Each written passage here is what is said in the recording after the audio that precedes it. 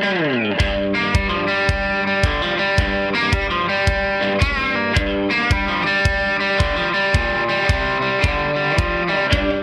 to the Goal Podcast, news and commentary from Gun Owners Action League, your leading voice for the Massachusetts gun owner.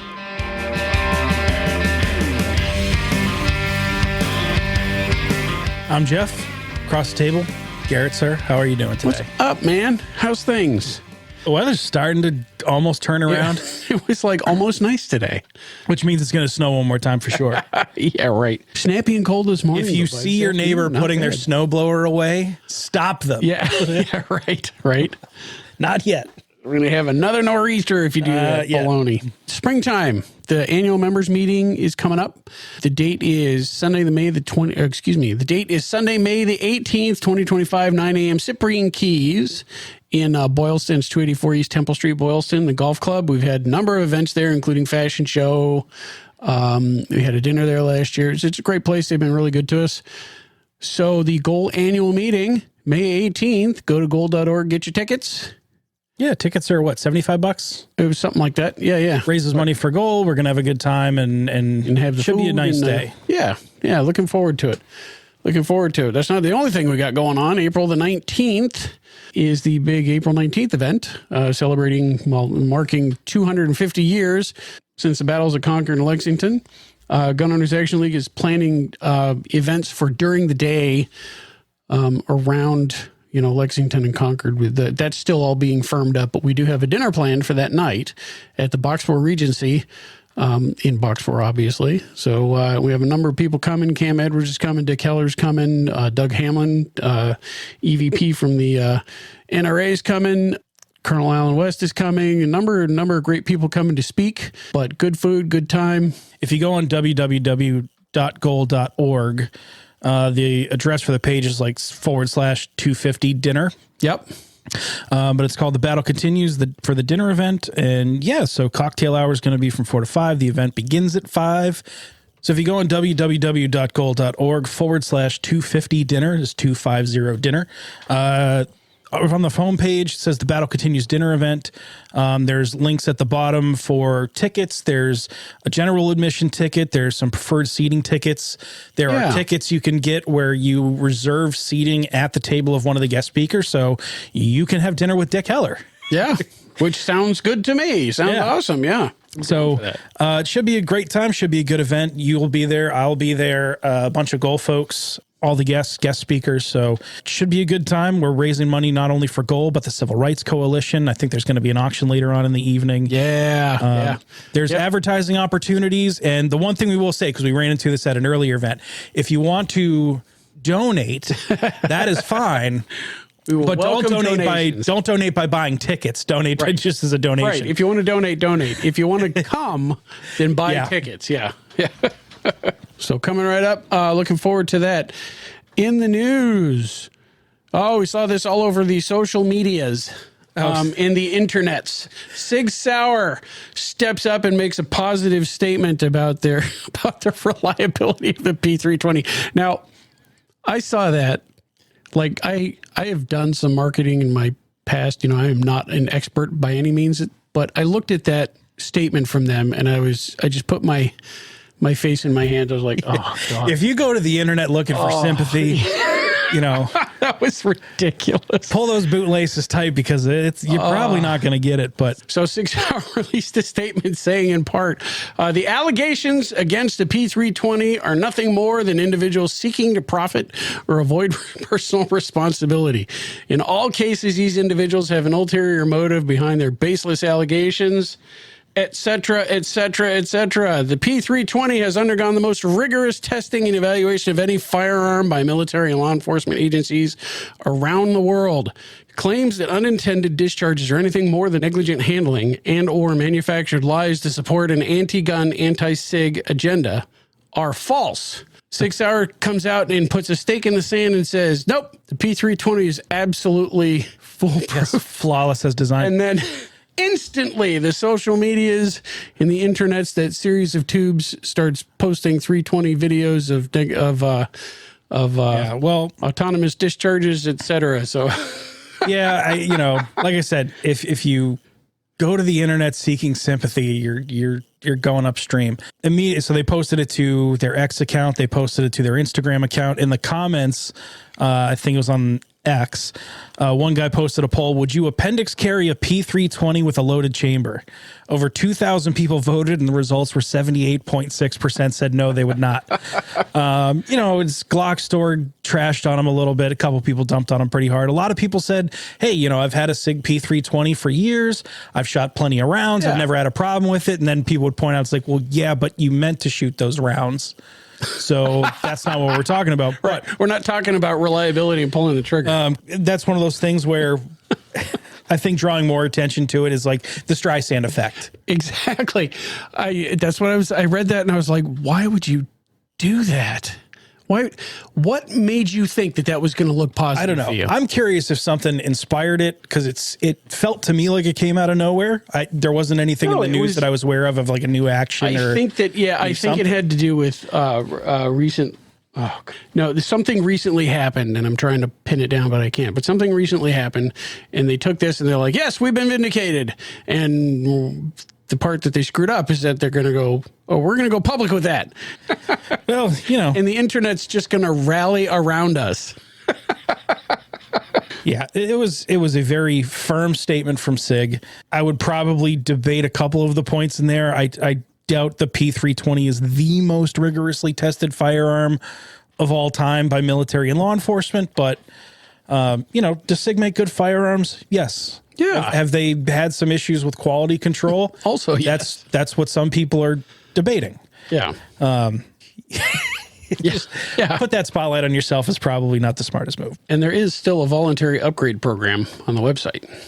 Yeah, it involves making some changes to the trigger and how all that stuff interacts, and then also putting in a disconnector. So, but that has nothing to do with anything. To do with Anyway, good for SIG. I don't know if that was the best marketing move, but hey, free entertainment on the internet. So ATF news, real briefly. Dan O'Kelly has been put forward as new ATF director. Now, the last I heard, they were saying Kash Patel, who is the FBI director, was also going to, in some way, oversee the ATF as well. Well, he was going to be, I thought, the new interim. Which, as an interim thing, I guess you say, okay. There was a lot of question of whether or not it was wise to put that much agency and scope under one particular, was that going to effectively meld FBI and ATF, and how would that all play out in the end? Yeah, so particularly he's the acting director of the ATF, right? Replacing Dettelbach, and then Dan O'Kelly. I don't know if Trump has named him officially yet, or even if he has plans to, but his name has been put forward. Well, irrespective of whoever they put forward, everybody can talk a great game. I've heard plenty of times where someone is rising to power and they're going to be, the pro Second Amendment person, the pro rights person. Everybody says they're there to defend the Constitution up until it comes time to put rubber to road, pen to paper. Yeah. Right. And then all of a sudden it seems that people back off a little bit and then protect their authority. Yeah. So... I did a quickly cursory thing. A lot of things say Dan O'Kelly's a really pro 2A guy.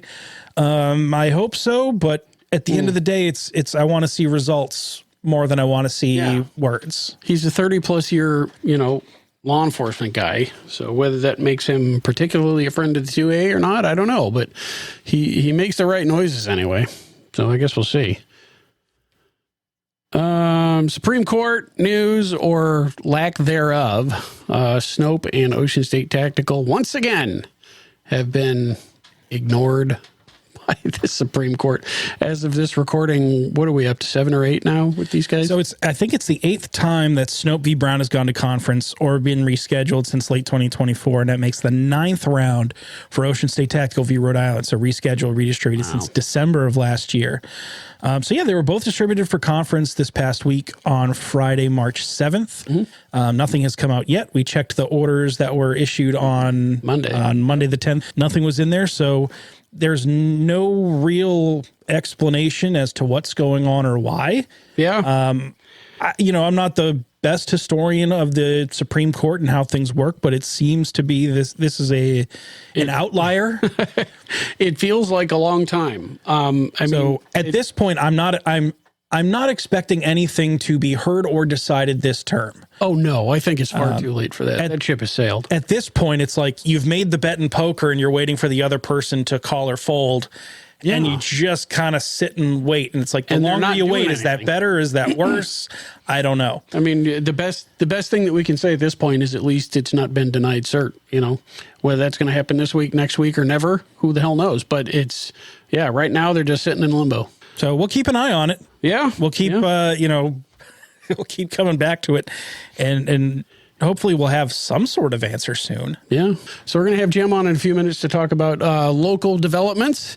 But in the meantime, it is springtime. The history continues. We are running up to, where are we, about a month and a half out from the 250th anniversary of the shot heard around the world. It's coming right up. Honestly, not even. We're 4 or 5 weeks. 5 weeks or so. So we're in the second half of March, middle to second half of March. So at this point, a lot of people felt like the writing was on the wall. So following Leslie's retreat, some viewed it as a victory for the colonists, a cause to celebrate, but others knew, this is not the last day they'd be hearing from the British. It's not like, well, they turn around and walked home and it's all over and we're good. Yeah. So winning a battle doesn't mean winning the war. And, I don't mean that as a flip statement here.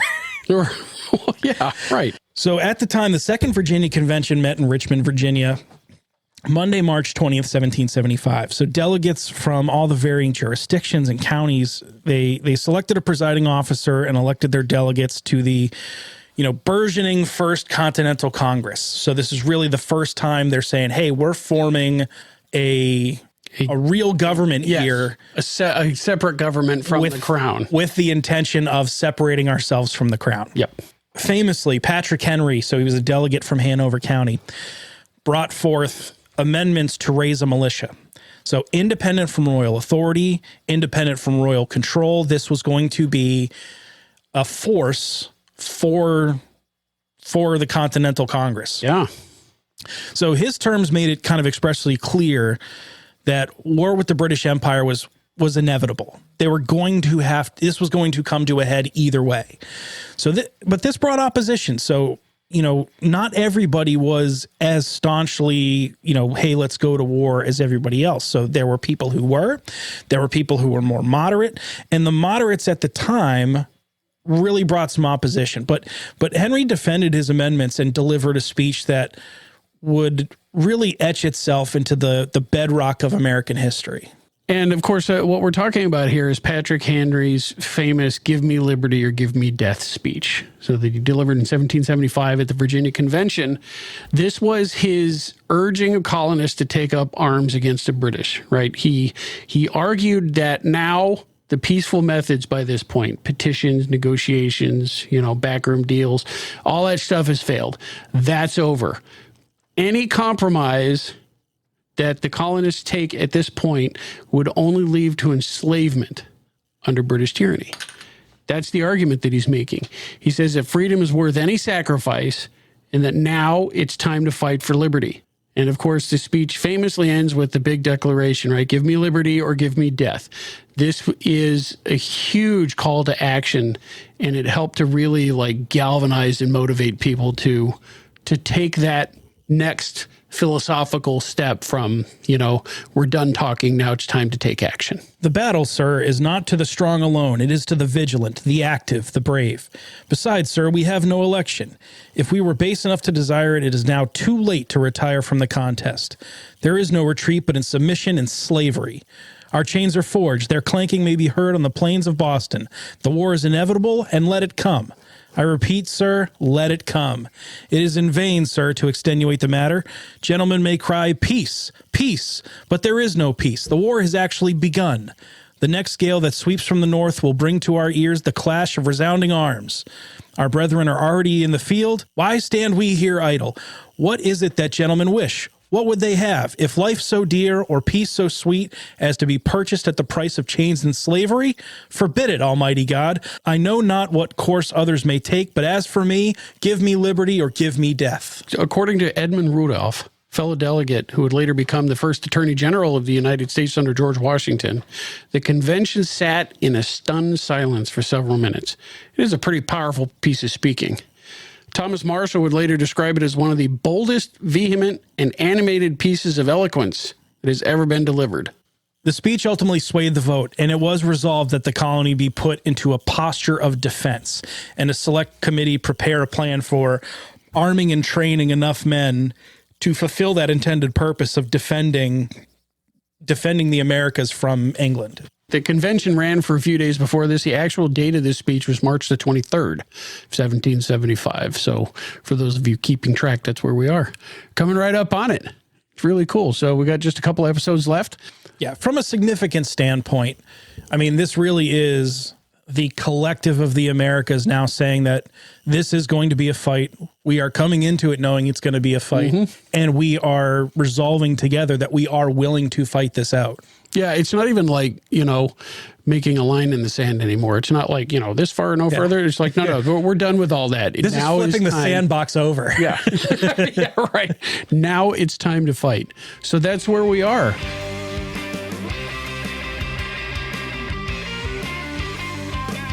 Joining us tonight, Jim Wallace, Executive Director, Gun Owners Action League, the boss man.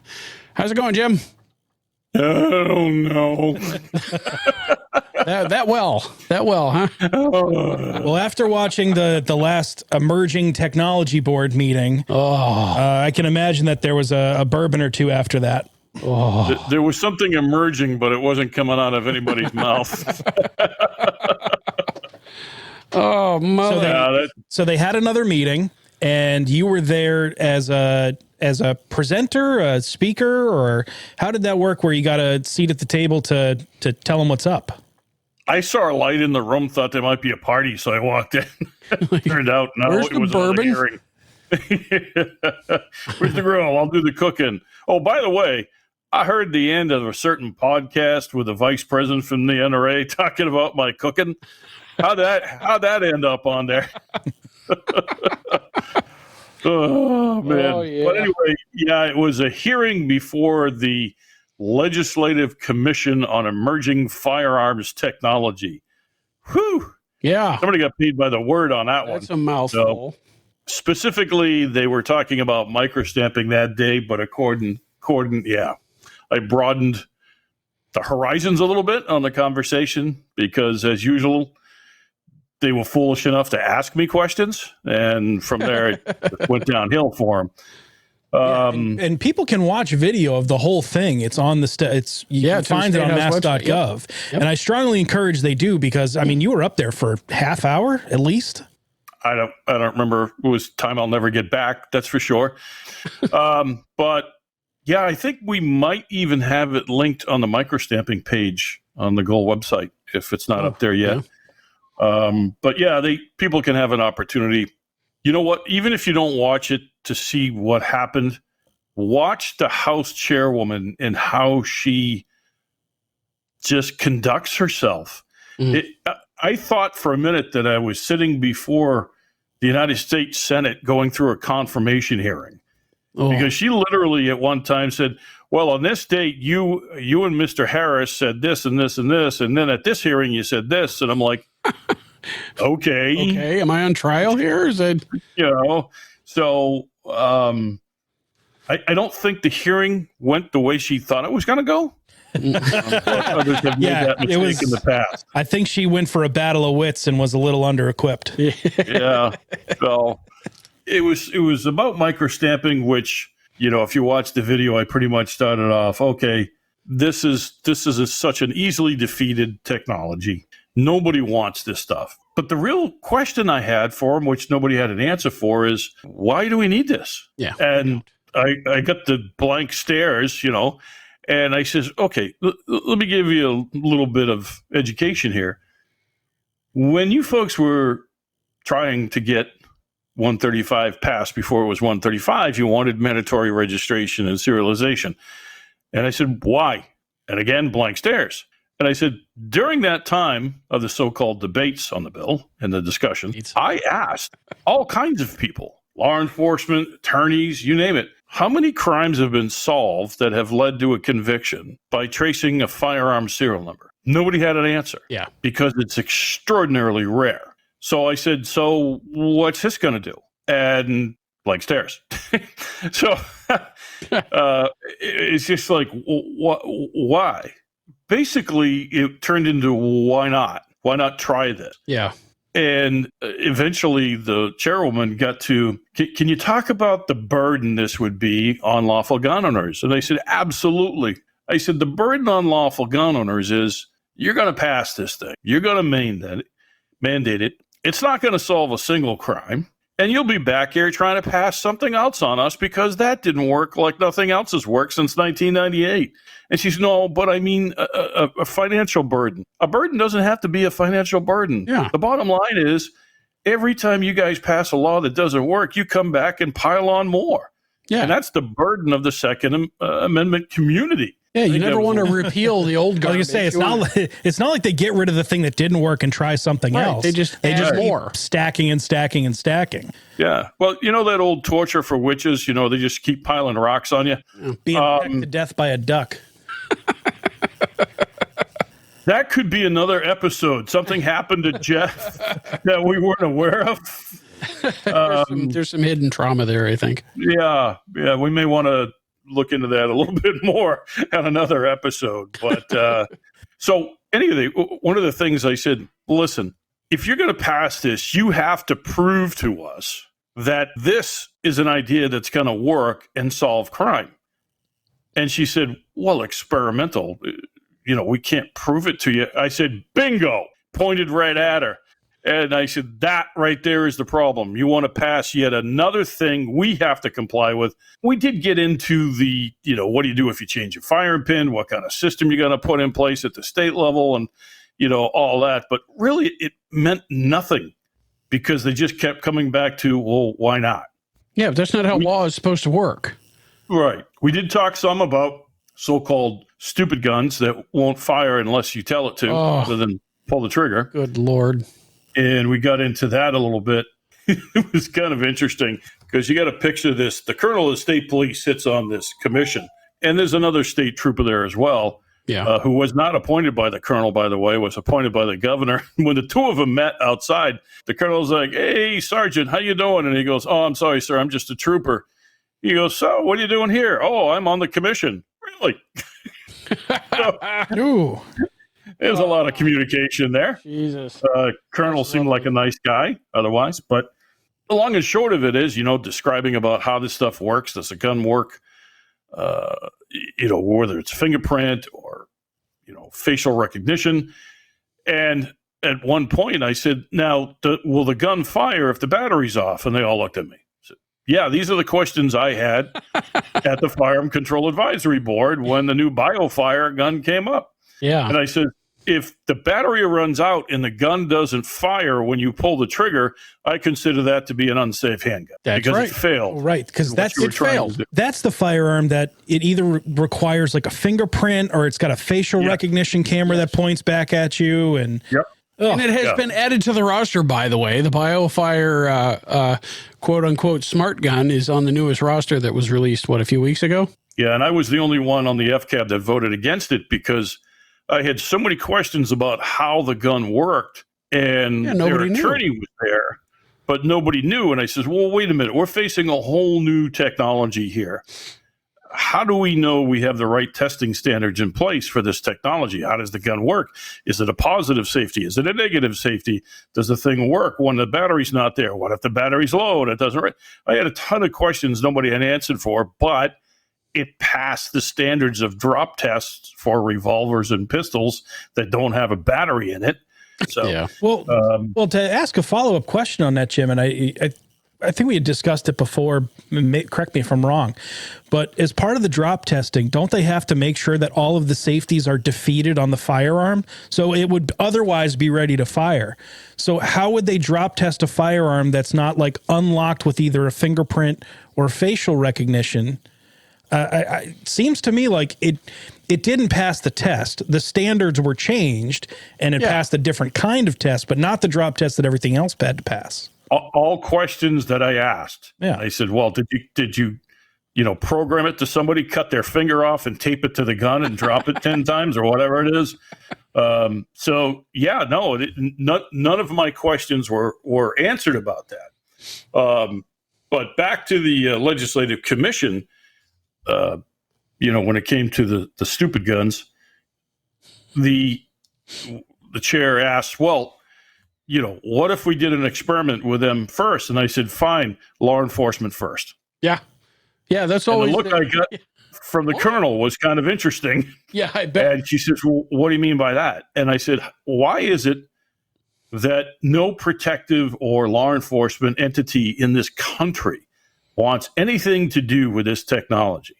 Why? Because it can fail when you most need it. There wasn't a lot of people in the room, but I asked, hey, can anybody in the room tell me, there's not a time in your life where you really needed your cell phone bad and you didn't have a charging cable? Well, now you're expecting people to do the same thing when it means their life or somebody else's life. And further, I actually added, I said, listen, you have two officers in the room. God forbid there's a situation where they have to go into, a firefight to protect my life, maybe my wife's life, and they go down. Mm-hmm. With what I know about firearms, I should be able to pick up their gun and now defend their life. Fair is fair. And I won't be able to if we have that technology. So it's kind of interesting because just like Chapter 135, when you start talking about logic and how things work, they glaze over because they don't care. They don't care. It's nothing more than, this makes it harder to own a gun. Yeah, I like that. Let's do that. Every like the way that the commission members carry themselves over the last couple of meetings, it's not about exploring the technology. It's about seeing what they can do to get it implemented as a matter of law. Oh, it's a whole lot of them patting each other on the back and no, I think you're wonderful. Yeah. It's a lot of that. And it's all about, it's a foregone conclusion that some of this stuff needs to be required as a matter of law. And they don't even know what the hell what they're demanding. It's like Chapter 135, do it in the middle of the night, or in this case, they release the bill at night and vote on it the next day, which even if we wanted to file amendments, how the hell do you prepare amendments in less than 12 hours? But overnight. After it's passed, they have this big signing ceremony in the Hall of Flags in the State House. And then, there's Chairman Day behind a wall, behind armed guards. Yep. Saying, bring it on. Yeah. Really, I don't see you pulling out your checkbook to defend this thing. So now we got to, both our folks and the average citizen suffer because we both have to pay for these challenges that we have to bring to protect our civil rights. So, it's much about nothing. Matter of fact, at one point during the hearing, I called it the Emperor's New Clothes. So, Yeah, it's pretty gross. It's enlightening for people that want to check out the video. In one sense, it's enlightening. In another sense, it makes you want to gouge out your own eyeballs to watch it because it makes it very clear that their intention is not, like you said, to investigate a new technology. Right. It's to pass more gun control. Yes. They're talking and trying to find a way to justify putting this on somebody else. Yeah, without even knowing what the hell it is. But Jim, do we have when are they supposed to be done? When are they supposed to make their recommendations? Do we have an idea for that? They were supposed to submit their report 4 days before that hearing. What a typical government operation. Yeah, right. Yeah. Don't worry. Time out. It's like, it was kind of interesting because Jake McGuigan from the NSSF sits on the commission. Yep. And he said, our report was supposed to have been filed already, so we're kind of acting outside of the realm of what the legislation said. And the woman chair said, Well, that's true, but we can still continue to meet. And then later, when we're ready, we'll ask the legislature for an extension. Well, that's interesting. Yeah. Okay. Because they know it's a foregone conclusion that the legislature will just, Yeah, so if my gun agreed. license expires and I get caught with a handgun, I can just say like, I was going to apply later. I was going to apply later. I'll apply for it now. Yep. But anyway, it was a fun half hour. Other than that, it went great. yeah. They still haven't learned. These young ones still haven't learned up there that, or I should say, new ones because they're not young. No, none of them are young. You're not going to flush to me sitting in the chair, and if you think you're going to bully me around, dude, I've already died once. You care so little. You matter so little.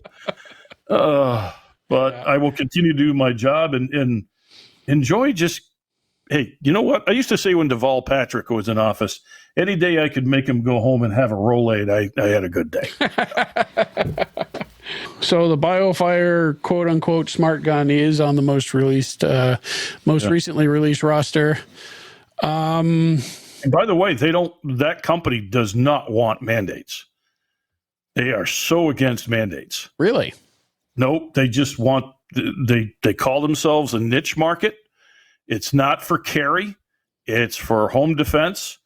And they said, no, we don't want any mandates. Let people decide what they want.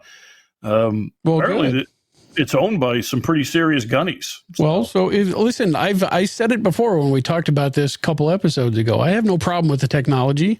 I have no problem with, selling the technology to people. If they want to buy it, they're more than welcome to.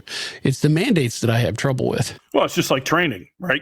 Absolutely. We encourage all the training you can get. We'll even provide it for you, but stop the mandates. Right. Exactly. You're just putting roadblocks in front of people. Well, pivoting subjects, Jim. It came out. I am too big to pivot. I'm sorry. No. All right. But take a slow turn. Take a slow turn around a part. Yeah. We are talking. Jeff's deer tried to pivot, but it couldn't move. Well, it pivoted very frozen. briefly. It didn't pivot. It stood there and looked at you like an idiot. Hey, I'll take the dumb ones out of the population. They all taste good in the freezer. I thought the ears pivoted a little bit, but that, whatever. Like, is that the sound of cocking? That's weird. Yeah. But so we are planning on talking with Mike further once this all digests and we can get some kind of legal eyes on it. Yeah. But the Commonwealth v. Donnell decision was released this morning at 10 o'clock. So it's now, not quite 7 p.m., but it's very fresh. Very fresh. What is your initial take on it? It seems relatively pro Second Amendment. There's some things in there that look okay, look not okay, but like, what's the first reaction? Yeah, give me a second. I gotta go puke. No, it's so what you have to do, and we're looking at this now. You have to read both the Marquis decision that came out at the same time, and then the Donnell decision. We first, of course, we read Donnell because that's what we filed an amicus brief on. And said, well, sort of, because what they did was, Mike's term was they jumped into a Wayback Machine and ruled the case based on the law that was in place at the time. Yeah. But if you notice in the Donnell decision, they cite the Marquis decision. Wait a minute. You're citing a decision you just made at the same time. Putting the pieces of the puzzle together, they created a strategy to protect suitability. And their strategy was, hey, we're going to rule on Marquis first. And because Marquis, the suitability or the licensing issue for non-residents took place after that August, I think it was 9th or 10th, 2022, that infamous suitability standard that got put into a technology bill. Yeah. And they changed may issue to shall issue.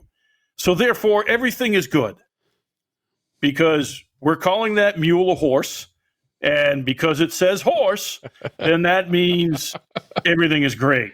Yeah. So anybody ever watch Fiddler on the Roof? Yeah. So that's what they did. And so when they said, listen, post August 2022, The law is fine because it says shall issue. They didn't even mention the fact that it still has suitability as subjective standard, right? But then they went back and said, okay, here's what we're going to do to make them feel good. So in Donnell, that took place before the August 2022 change from may to shall issue, and ruled, you know what? Absolutely. At that time, that law was unconstitutional. So we're going to rule in favor of the plaintiff. This was one of the biggest setups I have seen in the Massachusetts Supreme Judicial Court in a long time. I actually did a short interview with the Globe, and I said, if you think about it, it was goddamn genius, because they just established a wall in front of declaring suitability unconstitutional in the state of Massachusetts. It was genius. They literally designed a plan with 2 cases to protect Mike Day's garbage amendment back in 22. And unfortunately, now we have to deal with it because it's going to apply to residents and non-residents. So we're going to have to really find a way to hammer this home. I think the only way it's going to happen is federal court. But oh my God, the money that's going to take is and of course, Donnell's charges have been dismissed as of today, so that's over. I mean, there is no appealing it up to the next level. It's done. No, we would have to find a resident, which we have suitability cases in Massachusetts that are moving up the chain. Yeah. And but it's one not of them going to be Donnell. It's not going to be Donnell. No, it was a non-resident case. Yeah. But the Westbrook case is the one moving up fast, and the attorney for that case is pretty quick and pretty bright. He immediately wrote a memo to the court, basically beating the crap out of Marquis, lining everything up. So that's what happened today. Everybody was like, hey, we won one. No, you didn't. They let Donnell go. He's happy, at least on that charge. He's facing other stuff. But the lineup with those 2 cases was, if you're from the other side, a perfect execution of defending an unconstitutional law. So effectively, that's a downer. So effectively, they took Donnell and said the old law was bad, but then they took Marquis and said the new law is fantastic. New law is fantastic. Meets Bruin. It's purely constitutional on its face. It's like, and I'm reading it. I'm going back and forth, going, I know exactly what these people did. Meanwhile, social media is blown up. Oh, we won. I'm like, you're not going to want to read what we're about to put out tomorrow. But that's what happened. But that's what they counted on was, hey, read Donnell, you guys. You guys have all been talking about Donnell. Look what we did in Donnell. Don't pay attention to Marquis over there behind the curtain. We're not going to talk about that very, very much. So, sleight of hand, right? How many times have we seen that in the last 2 years? Yep. Kind of interesting. But other than that, it was a great decision. I wanted to have a little time to try to digest it a bit and maybe talk about it a little bit more in depth the next episode, because it is less than 12 hours old at this moment. So it's right. Yep. So the pieces are still falling out, but it sounds like you got the right of it as usual. But the bottom line is they stuck us with suitability and protected it because they call it shall issue. It must be, right? Yeah, right. Even though it's not. Yeah. So how can something be shall issue if someone can just say, I just don't feel like giving it to you? Jim. Yes, sir. 250th anniversary is upcoming. Also, the annual meeting is upcoming. Yeah. The annual meeting, that's way off. That's in May. If you want to grab tickets for that, I will say, I always say it's planned because you never know what can happen. But the plan is, and he's confirmed that he's going to do his best to be there. The attorney on the federal side, Jay Porter, who's handling our cases, is going to be there to speak to peoples at the annual meeting, answer questions. Be cool to say meet Jay Porter in person. That'd be cool. So that's on our events page. If anybody wants to grab tickets for that, it's going to be back at the Cyprian Keys, which we love. And of course, I believe it's a Sunday morning. Yep. And because Angie loves bacon, so we always have a brunch. So If there's bacon, she'll be there. So, and then, of course, the big dinner, that's all over the website. Huge list of guest speakers. We got Doug Hamlin from the NRA. We've got Colonel Alan West. We have somebody from Second Amendment Foundation. They're not exactly sure. I think it's Adam Kraut. We have Dick Heller coming. Oh, my goodness. Fabulous. All the way up from D.C. of the famous Heller case. We have Toby Leary from, the Civil Rights Coalition, and Cam Edwards. Oh, yeah, Cam Edwards from Cam and Company. Excellent. He's going to be there speaking. And Carrie Ann O'Clair is the master of ceremonies. So right on. Right on. She came up with this idea, and like most bosses, awesome job. You're in charge. Go do it. Yeah. Go execute. Right on. So that's coming up on April the 19th. So it's going to be the 250th anniversary. Yeah, and during the day too. I think it's up there now on Battlefield Day or whatever we called it.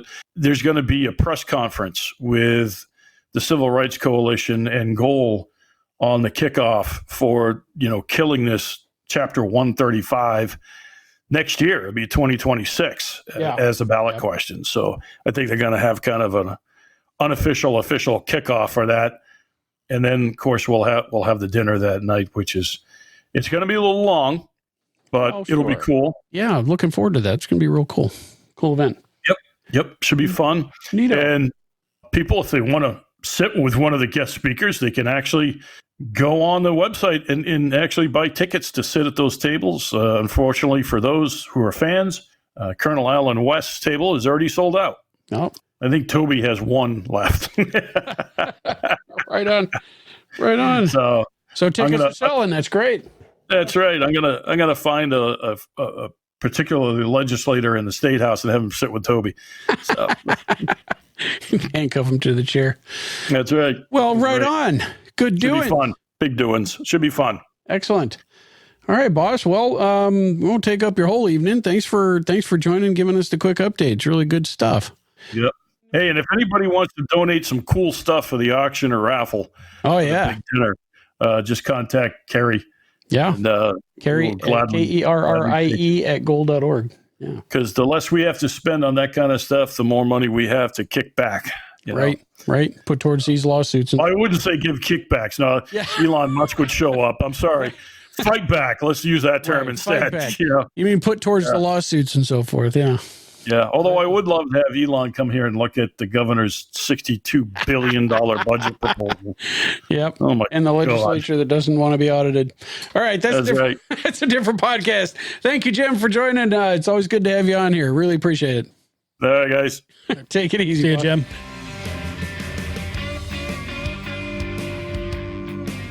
All right. Good to have Jim on. A little bit of a different take from what I was expecting on Donnell. I got to do, like I said, a lot more reading on myself. I mean, I looked over that case, but I didn't look at it in conjunction with Marquis.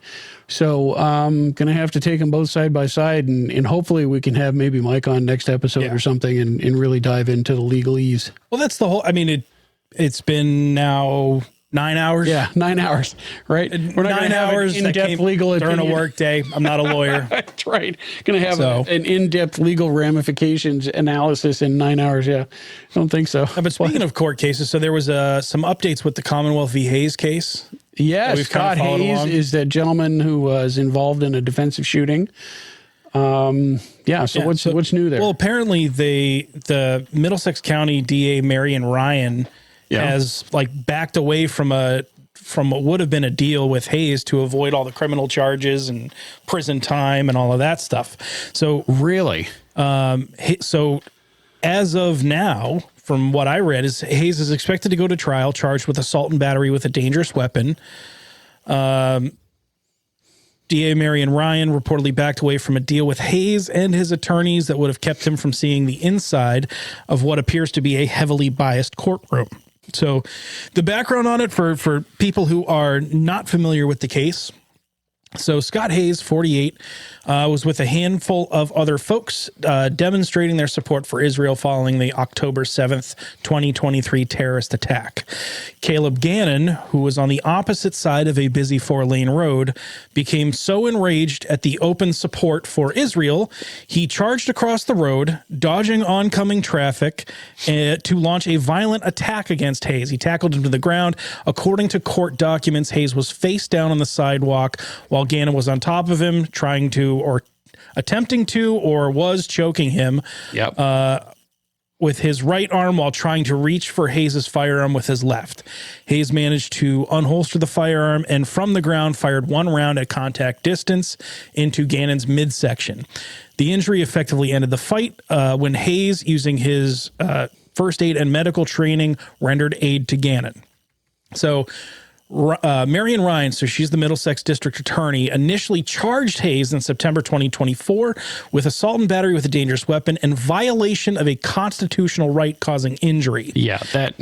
Yeah, the latter of which subsequently dropped because it's just absolutely absurd.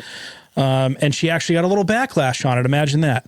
But on the assault and battery charges, Hayes pled not guilty. He is saying that this is self-defense. Now, Gannon, for his role, was not charged until several months later in December 2024 when he pled not guilty to assault and battery, where he was released on his own recognizance despite being described by his own father, per a Boston Globe report, as mentally unstable. Great. Imagine that, someone who ran through oncoming traffic to attack somebody, tackle them down to the ground for exercising free speech. Yeah, right. And the person that gets tackled is the one that gets arrested and charged. Yeah. So the latest update from what I saw was Hayes reportedly spent the last couple months working out the terms of a deal with the DA's office and Marion Ryan. Supposedly, it was for pretrial probation with no admission of guilt. So it would have suspended Hayes' LTC during the period and require him to avoid contact with the defendant. Obviously. Typical. I don't think he wants anything to do with him anyway. To complete a de-escalation course. De-escalate from having people who are running across traffic to tackle you. You're supposed to say, no, wait. Let's talk about this. I'm sure as you're being choked. Excuse me, sir. Yeah. Pardon me. De-escalate, please. I don't like that. Pretrial probation. So pretrial probation is it's a conditional disposition. So it's anticipating dismissal of a criminal charge. And it means if the prosecutor is willing to resolve your case with pretrial probation, it means the charges will be dismissed after a specified period of time. Yeah, don't screw up. And a few months to a year. Yeah, it's basically the same as a judge applying probation, but it does it before it gets to the court part of it. And in the meantime, the case remains open, and the subject of that probation has to meet certain conditions and criteria. Right. The sticking point is a condition that the district attorney, Ryan, and the state wanted, which would ban Hayes from entering the city of Newton where Gannon resides. Now, Hayes was supposed to have a hearing to argue the condition in front of a judge until his attorneys received notice that the DAs canceled the hearing, asking it be rescheduled to the end of the month. Now, that was part of the initial condition on Hayes' release on bail. So he was required to wear a GPS ankle monitor and not enter inside the lines of the city of Newton. Now, he was subsequently flagged a bunch of times for violating the order. Yeah. Not because he went there to harass the defendant, not because he went to visit friends or go to dinner, but because he drove to a doctor's appointment via the Mass Pike. And the Mass Pike happens to run through Newton. And that was enough to flag him. Jesus. So in October 2024, a judge removed the condition, but District Attorney Ryan wants it reinstated. Now, Hayes is arguing he's been more or less free to travel to Newton for several months. Yeah, and he's never had a problem. Hasn't had a problem. I don't want anything to do with that guy. He attacked me, you know, and but the Middlesex DA seems to be rather hell-bent on this whole condition that he is just not allowed in the city of Newton. Apparently ever, even on a state highway. So that's the current update. Thanks for that update. I hadn't read that. Stay tuned for the next episode. We got more stuff. In the meantime, remember, like Jim said, like we said before, get your tickets for the annual meeting and also for the dinner at Cyprian Keys. That's going to be really cool. And also keep your eyes open for other events that we've got planned into the spring and summer. Really hoping to stay pretty active, keep the fight against Chapter 135 going, and there we go.